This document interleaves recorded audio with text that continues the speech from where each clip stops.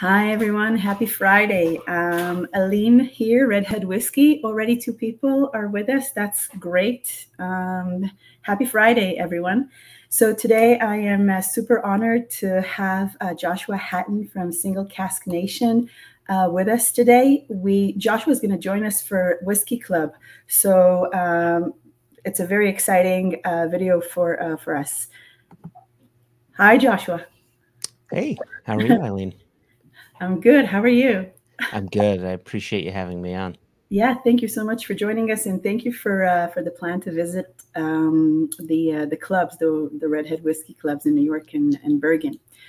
Especially for you, I've worn my ex's Morrissey t-shirt.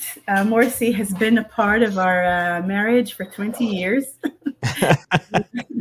He's a significant persona and has a lot of meaning. I think I've been to at least 10 of his concerts throughout the year. Wow.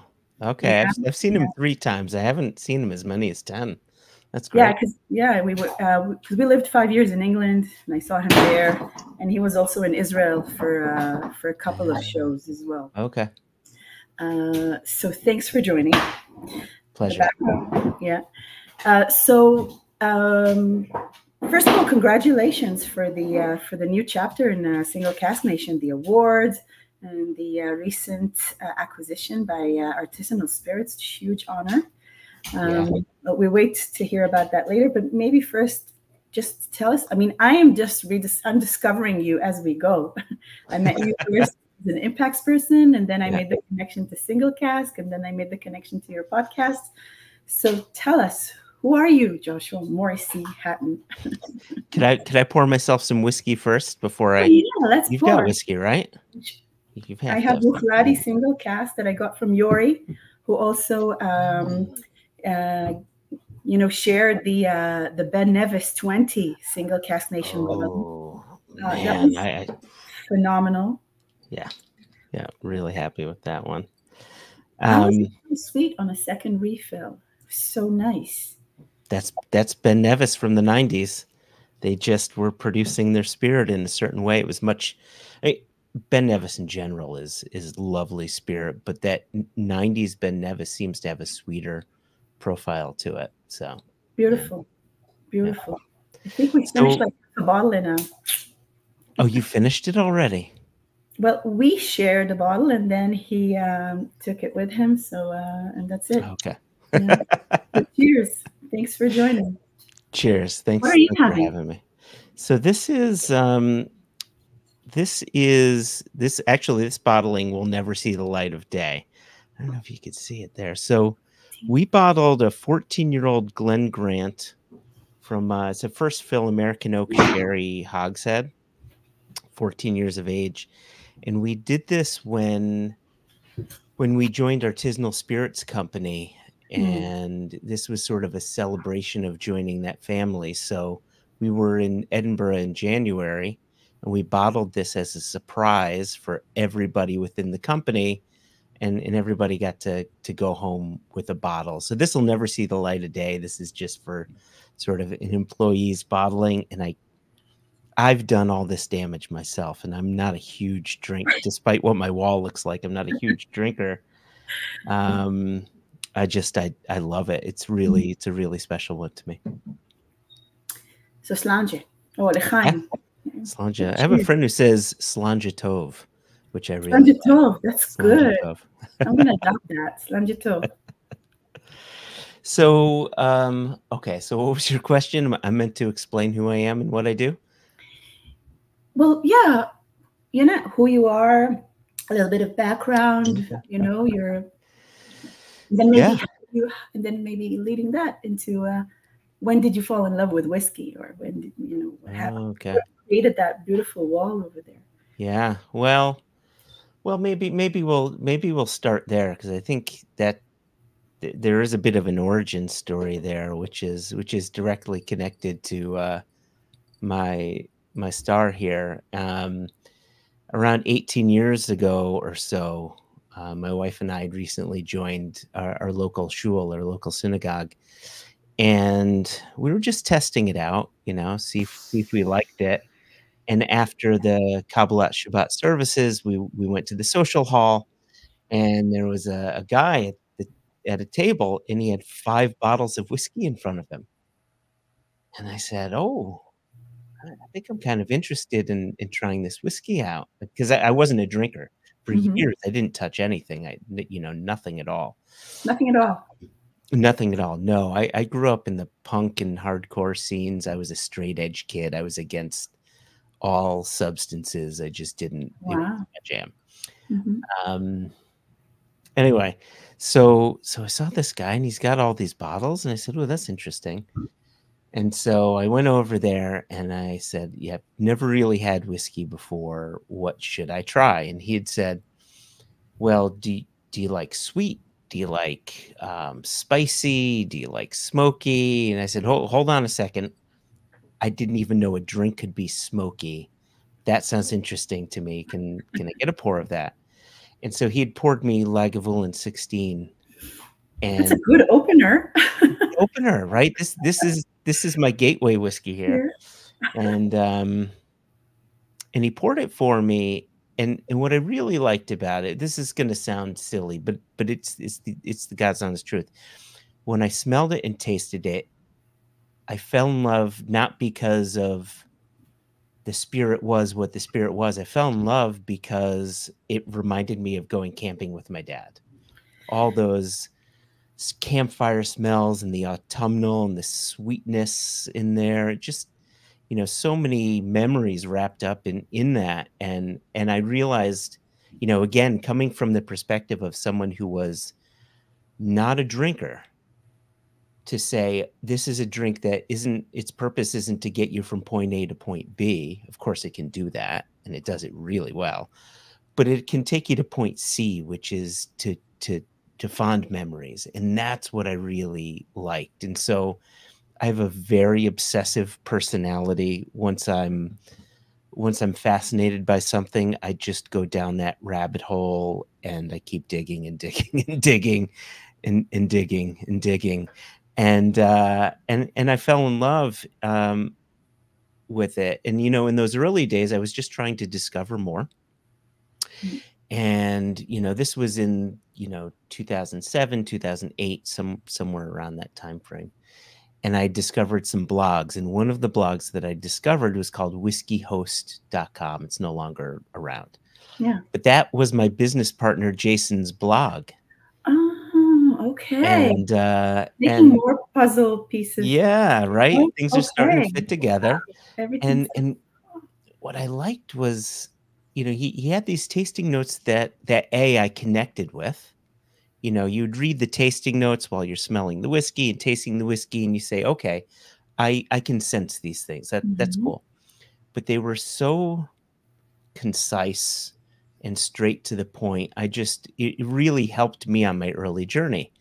And no one was really doing whiskey blogs at the time. At least in those early days, there were very few. And so I thought, well, why don't I start my own whiskey blog? And so I started this blog. At the time, it was called Jewish Single Malt Whiskey Society.com, which just rolls off the tongue. And then it became Jew Malt, just to tighten it up a little bit. And that's still around, but I have not seen that in my Google. Oh, you should check it out. I did some fun. My notes would be accompanied by pictures too, and I tried to make it fun as well. So, and you could be a blog somewhere. It was like, there's a podcast, there's a YouTube. Yeah, right. There needs to be a blog somewhere. Yeah. And so I started the blog, but I didn't have this, right? I just had a bottle or two that I bought. And I reached out to Jason on Twitter back before Twitter was sort of the thing that it is now. And we just really hit it off. And we started sharing samples back and forth. And so if I needed a whiskey, he'd give me a sample if he needed one. And we found that, 1,500, 2,000 people a day were visiting our blogs because there just weren't a lot out there. It's very impressive. And and I got this idea that we should start an independent bottling company. And so I called him on Thanksgiving Day, What year? not knowing what the day was. I wasn't even thinking. And I said, "Hey, what are you doing?" And he said, I'm enjoying Thanksgiving with my family. What are you doing?" and I apologized, and I said, "Look, I've got this idea to start an independent bottling company." It was simple, right? If all of these people were coming to our blogs to make a buying decision on someone else's whiskey, wouldn't it be nice if we could make a business out of the whiskeys that we fell in love with and we bottled? And that's how the company really started. It's all What year wrapped was up that, in Joshua? that was oh yeah. So we had that conversation in 2010. We incorporated in 2011, May 11, 2011, to be specific. And then Mhm. February 8, 2012, we launched the website and started, bringing customers on and bottling whiskey and selling whiskey. And at that time, we'd bottled 3 casks. And our first 3 casks were a Kilhoman. Kilhoman sells to no one. An Aaron and a Peated Ben Riach. Oh, And oh, yeah, Benriach. Wow. Peter yeah. Benriach, yeah. Peated Ben Riach at that, yeah.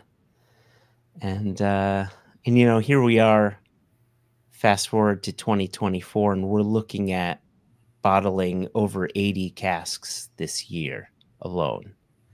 So it's been a good trajectory for us. How was the beginning? Like, did you just post it and people, 3 casks that's a lot. It's a lot, but there was 3 casks from 3 distilleries that no one knew about. No one knew who Kilhoman was at the time. No one knew who Aaron was at the time. No one knew Ben Riach. That's even Most harder to sell, no? Because it's not a Macallan, But on top of that, not only did they not know the distilleries, they didn't know what an independent bottler was. So you had to convince people that were bottling whiskey, good whiskey from a distillery they never heard of. And then furthermore, you had to convince them that this distillery that they never heard of is going to give up some of their good whiskey to an independent bottler that they've never heard of. And heck, they've never even heard of independent bottling. So it was, that saying, it's like pushing water uphill. It wasn't easy. It wasn't easy. It wasn't easy. And it took us almost 2 years to sell out those bottlings. The Kilhoman took 22 months to sell out. And if we sold that today, it'd be gone in 2 minutes. So it's a different world for sure. It takes a lot of work to build a brand. It does, yeah. It's a very strong brand now, though. So it's good. So you've layered in the bricks, right? Did you do any other casks before you sold all the first 3, or you just waited to see how it goes and then? No, we added on 3 more casks after that. We did a 12-year-old Dalmore in a PX sherry cask, Ooh. a 12-year-old Glenmurray fresh bourbon, and then a 6-year-old Lafroig. And I think once we bottled that Lafroig, I think that's when we first got noticed, because we'd given a sample of that to Serge from whiskyfun.com. And he gave us 92 points.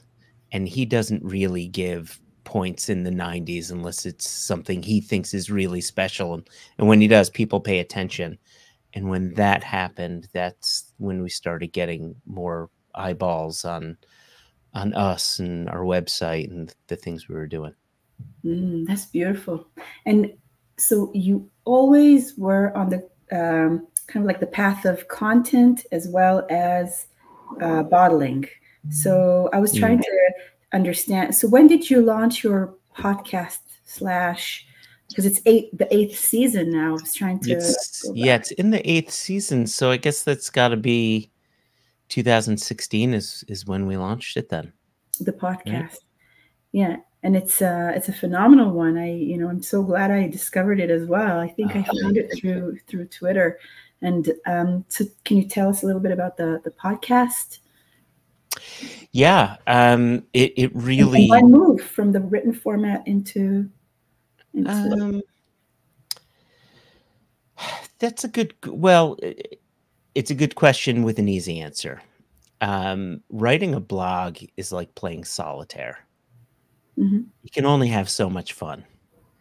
Jason and I are really best friends, so it's the perfect excuse for two best friends to get in front of a mic, to drink a little whiskey together, and to talk about it. And one of the things that we found through the various tastings that we've done together is people really enjoyed our interaction, or just our natural interaction. And we thought, well, let's give it a try. And if people enjoy our podcasts and people enjoy the interviews that we do, then this is great. Then we get to, make content, for lack of a better term, just off the back of what we do every day, which is have Mhm. whiskey conversations. And Mhm. so it was that. It was an opportunity for us to see each other more. He lives in Virginia. I'm in Connecticut.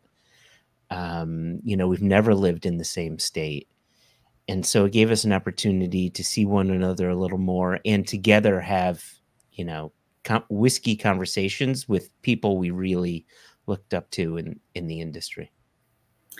Yeah, my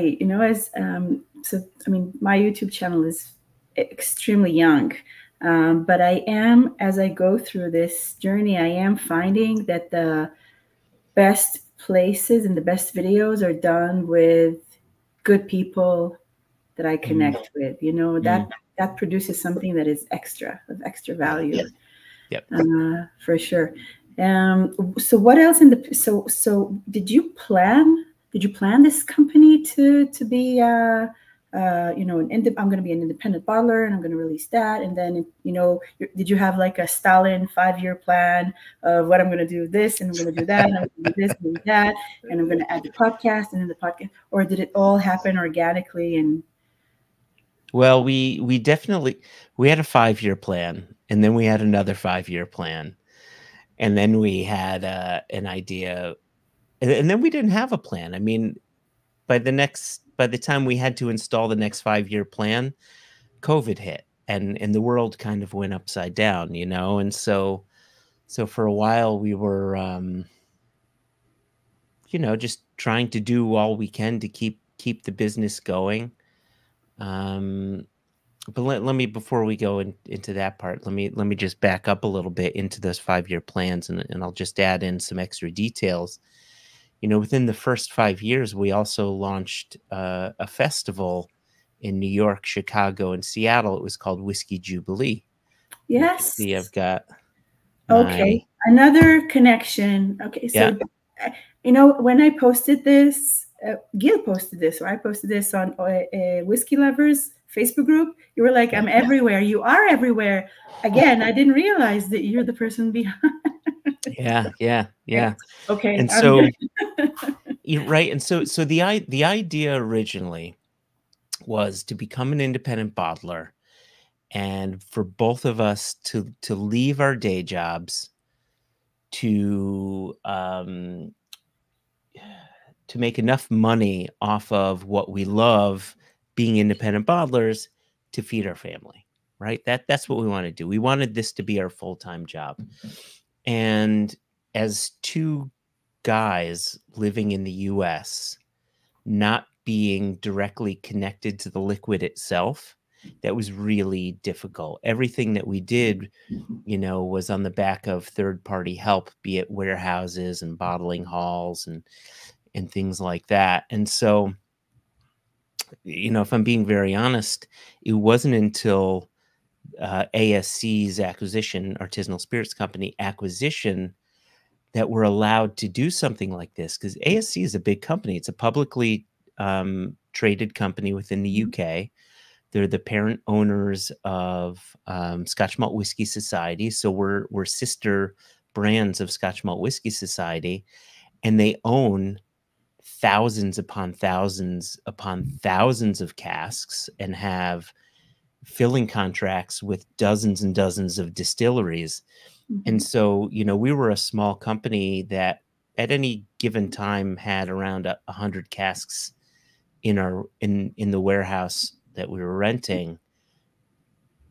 And then that was slowly being whittled away, and we had to figure out, well, what are we going to do next for our next 5 years? And then this came along, and it was kismet. It was really what we needed to go to the next level and to grow our brand, not just in the US. We've been a global brand since 2019 now. Mm-hmm. And so to grow our brand and our company in the countries we're already in, but to other countries as well. So you touched a few of the points of the next question. So how do you, but to complete the picture, what is the process of choosing a cask? How do you decide what to bottle, and how do you taste it? Yeah, that's a good question. So we don't bottle anything unless we taste it first. And until we were with Artisanal Spirits Company, we didn't buy anything until we tasted it first. Until 2019, then our company grew to a point where we had to buy in bulk, bring it into our warehouse, taste it as it came in, and then make a decision as to whether that whiskey can be bottled now, if it needed more time in a cask, if it needed to be transferred into another cask to give it more life, or maybe add on other flavors, right? Like going from a bourbon cask to a sherry cask or something like that. Mm-hmm. Now that we're part of Artisanal, I mean, we can still purchase casks from any distilleries that we want. We remain, completely in charge of our destiny, but now we have warehouses of whiskey to choose from. And so we have, within the company, we have people that manage that stock, and we have available to us a list of all the stock that's within the UK, all of the stock that's within the US. Wow. And what we've done this year is we've taken a look at our existing markets and how to build out what our 2024 looks like. And so to get to that 80-ish casks this year, we're going to be tasting over 100 over 200 cask samples. Sorry. I think we're at about 225 cask samples in total. And what's nice is we taste that. If we like it, great. That's something we can bottle. And I'll go over that process a little bit. If we don't like it, then what's nice is internally we have a system where we say why we didn't like it, what we think should be done with it. And, again, should it be re-racked? Should it be stay in cask for a bit longer, or what have you? And this way there's always notes for every single cask we've tasted as to whether have we tasted it, do we like it, should it be re-racked, should more age, should we just wait for it to be older, etc. Mm-hmm. So that's sort of the system now. As far as tasting goes, we treat every whiskey like a book, like a trilogy, right?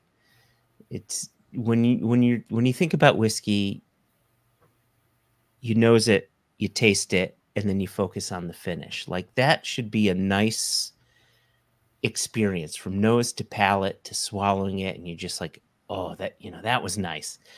And so it should be like a good book, right? Like if you're reading Lord of the Rings and Boba Fett comes down in the Millennium Falcon, something's wrong, right? Similarly, if you smell a whiskey and you say, oh, that's great, and then you sip it and it tastes nothing like the nose smelled, or if it's giving you something that you didn't expect and you don't like it, then that's that mistold story. That's Boba Fett coming down in the Millennium Falcon in the Shire, right? None of that makes sense. We don't like this. So from nose to palate to finish, it has to make sense to us. It has to make sense we bottle drinkers. We're not going to be the like you saw it. You just bought, or your friend bought, 20-year-old Ben Nevis at $150 a bottle, right? That's our aim, to bottle drinkers. He bought 3 of them together, but yeah, we right? like it so much. Yeah. Right. And so that's the thing. So is it a pleasurable experience, enjoying it, sharing it? Is it going to destroy your wallet? And then the other thing, this is something that we pay attention to quite a lot. As independent bottlers, we're bottling from a multitude of distilleries and a number of different whiskey styles: Scotch single malt, bourbon, rye, mezcal, single malt from Israel, Wales, etc. So we don't have a flavor profile to say this is us, but what we do is we focus on texture. So we're Mm. really texture guys. When you sip our whiskey, it should be viscous and heavy and oily across the palate. And that's our goal, because your whiskey could smell great and it can taste great, but if it's thin and hot, it destroys the experience. So we're texture guys. That's something you can always count on with a Single Cask Nation bottling. Was there one memorable bottling that will always be with you? They're 28-year-old undisclosed Speyside, which we could have disclosed it.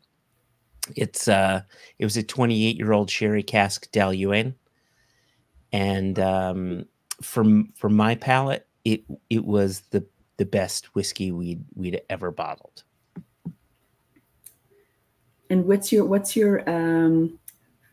personal favorite brand? I mean, you said that you don't drink much, but from your selection, what my favorite distillery is? Yeah. Lagavulin remains my favorite distillery. I just, which is tough because mostly all you can find is the 16-year-old or the 8-year-old or the Nick Offerman, and they're all fantastic. But when you get some of the distillery exclusives or their festival bottlings, you really get to explore that distillery. And so I spend a little too much money on my Lagavulin bottlings. Okay. All right. We have, I see we have Gil here with us. So much appreciated. Yeah, that you joined us. I know it's a challenging time in Israel to join. So it's good that you've joined. Is there anything that I didn't ask and you wanted to share? Oh, jeepers. No, not that. Not that I can think of. Any other secret channels, secret? Oh yeah. What else do we do? What else do we do? We got the podcast. Oh well, we actually no. This is good. But this, I realized you've got a lot of viewers in Israel, and so I apologize that this may not be for you unless you've got friends in the U.S. who can help you. But we just launched, like Aileen. We've just launched 3 new whiskeys on our website yesterday, and they are a 25-year-old Ardmore from a refill bourbon cask, and that's kind of a historic one. That was back when Ardmore used to direct fire their stills, which they stopped in 2002. So it was a much sweeter spirit style. So kind of a historic bottling there for that distillery.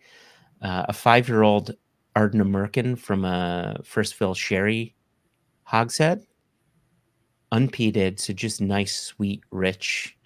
And then this one's very good because I look forward to this every year. We've bottled another kosher for Passover rum. I wanted to take yes, that's the one thing. I saw your video about that. It does look interesting. I did declare this year as my rum year. Okay. Dive into rum and explore it further. So I'm very curious about that. Also, your Foursquare edition looks interesting as well. Yep, that will be coming, I think, next month. For online. Counting on that. Yeah, and then we have other bottlings for the rest of the world. We do have distribution in Israel. Obviously, right now things are difficult to get in. But that, if we can get our bottlings into Israel, that we'll have some amazing ones available there. I'm excited. we're going to be bottling whiskey from distilleries we hadn't bottled from before now with this partnership with Artisanal Spirits Company. So it's very exciting for us. Yeah, I'm looking forward to that chapter as a viewer. So to see what sort of flavors we're going to get. Joshua, thank you so much. It's a Friday, and in Israel they're having. Wait, Gil just said something before we leave. Joshua, we have a Single Cask Nation importer. Yeah. Okay. So he knows. All right. Knows Eves, right? So that's our importer. Okay. Yeah, we put everything that we do for our UK, Europe, and Asian markets. We always offer to Israel. So so if that can come in, yeah. We've got some charmers coming in, including a sherry cask Bowmore. So take a look on that. Sherry cask Bowmore. Wow, that sounds phenomenal. Yep. That sounds phenomenal. Yep. All right, Joshua. Happy Friday. Happy Friday. Slanje tov. Slanje tov. Slanje tov. See you in 13 days. See you in 13 days. Yeah. Bye. Bye, everyone. Bye, Gil. Bye. You're amazing, Gil. We love you.